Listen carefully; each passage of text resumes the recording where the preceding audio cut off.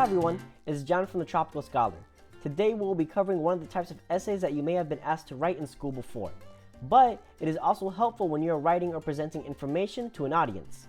Rhetorical analysis is something that started with Aristotle, a famous Greek person from ancient times, who said that the best way to get a crowd to agree with you is to appeal to their emotions, their morals, and their logic all at once.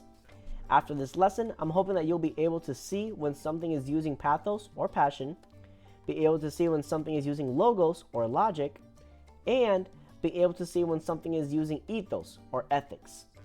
Now, let me bring up the study guide and let's walk through it together. The first part of rhetorical analysis is pathos. Pathos, or otherwise known as passion, is your appeal to the emotions of the audience. You want them to feel empathy or feel some type of emotion towards your cause.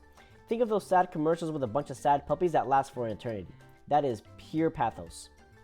Next, you have ethos or ethics. This is the approach that goes for the morals of the audience. You want them to see that you are a sound person with a good foundation who, and this is the crucial part, they can trust. This would be the part where you would see someone going, I can talk about this because I've worked on this before, I have experience. Or they say something like, when I was a boy, my father told me, and then they follow up with why their idea has good morals.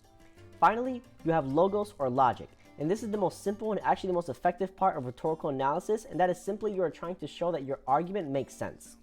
Either something you're doing is more effective, it's cheaper, it lasts longer, something you can numerically prove if you had to. Everybody has heard, our product is 50% cheaper than the leading brand, and that is actually a pretty good example of what logos is. Now, the neat thing about rhetorical analysis is that it is not just a format to analyze other works, but it can also be a way for you to format your own work. Like the old guy in Greece said a long time ago, you gotta hit the feels, hit the brain, and hit the soul if you want the crowd to agree with you. Well everyone, that is it for this lesson. May the old Greek guy be with you when you write a paper using rhetorical analysis or analyze another work using this technique. I'll have the study guide I used to give students, an outline with the rhetorical work if you choose to do so, an example paper to see how it tends to look, and a way to request a tutoring session on this topic all on my Patreon. If you like the approach I take or even would like a new presentation of information, let me know in the comments below. As always, best of luck and take care everyone.